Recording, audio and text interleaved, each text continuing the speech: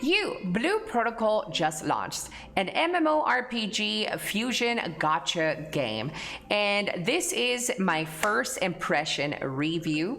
I will go through some of the pros and cons, some of the good things and some of the bad things, some of the reasons why the score is right now, as I am recording this live, an 8.5 out of 10 for me.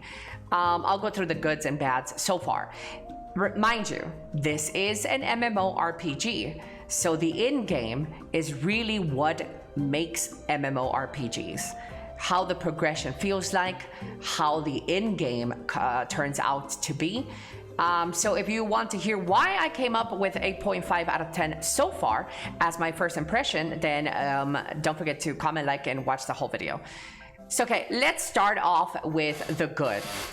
The good is that the game is very familiar. If you're familiar with MMORPGs and the skill talent trees, it's all there. If you are familiar with gacha games and their UIs and their currencies and their elements that are very prevalent in almost every gacha, then everything is there. So familiarity is there. With that though, there is the negative that it doesn't really do anything groundbreaking or, you know, something that takes the game into like, oh my god, this is the MMO that we've always wanted. It doesn't really do any of that. It's a bit of a mix between Final Fantasy XIV, it's a little bit of maybe BDO, maybe Throne and Liberty, and a couple with a little bit of Wuthering Waves and Tower of Fantasy. So it's a bit of a fusion game that doesn't really do anything groundbreaking. It doesn't need to though. For me, it doesn't really need to do that. For me, it just needs to play well, run smoothly, and the game does that very, very good. I am in love with the animations. I am in love with how good the combat feels. Though basic at surface, it feels really good when I shift a dash out of the way to then cast a free spell. It works so good, it feels like butter, is smooth. Also, big fan of this next feature, which definitely gives the game a big positive points, is the auto combat. Before you guys start leaving negative comments in the description down below, if you're not a fan of auto combat, simply don't use it. That is an option that you have at your disposal. You don't need to use auto combat. If you are somebody who likes that dopamine of hitting this and hitting that, then do that. But for people like me who sometimes want to go take a dookie and just kill a couple of mindless trash mobs, I love that feature. Sorry for my chair. I love that feature. I think it's a great feature and I am really, really happy. Sometimes you overgear content as well.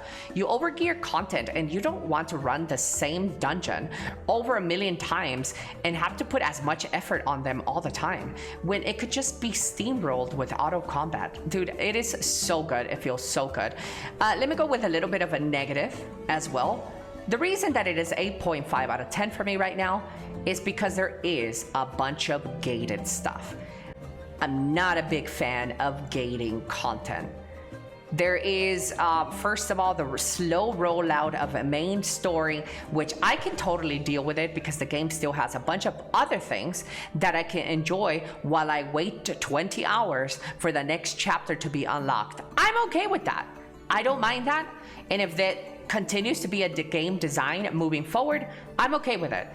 What I do have a problem with is daily keys, how much you can do in terms of dungeons a day and get rewards from them, and how much you can open world boss chest, only 2, and then other stuff that is being limited with daily stores, weekly stores things, and reset. That is the ugly thing about gachas that I don't like, and they moved it onto this game. If they removed 50% of the gates of the daily locked, the daily caps, the weekly caps, the monthly caps, I would be much happier and I would bring the score back up to a 9. But so far, the game is at an 8.5, and a lot of the reason why I have issues is because of those gates and the huge amount of currencies in the game. Holy moly, convert this to this, to this, to this shop, this currency. There's like 50 different shops in the game with like 1,000 currencies. If this was reduced by 100%, 90%, I would be much happier. The currencies drive me wild, along with the gates. Those are two negatives. The music, let's talk about that sound design. I think the sound design is really great. A lot of really nice, comfy tunes. It is a little bit similar to maybe Breath of the Wild, Zelda-ish tunes, a little bit of gacha, like Genshin tunes, Stardew Valley. Every little area feels like it has an own little comfy vibe. I like it. In fact, I don't even feel like playing music in the background in my streams because I am enjoying what the team has created with the music in the game. Another positive for the game is that, holy moly, it feels extremely social. There is so many people running around, and of course, this might change later on. This is the launch of a new MMO, and they usually are like this, but I can see this being similar to Final Fantasy 14 with its social, the social presence and how strong people are dancing everywhere. People are walking around with different customization and character looks.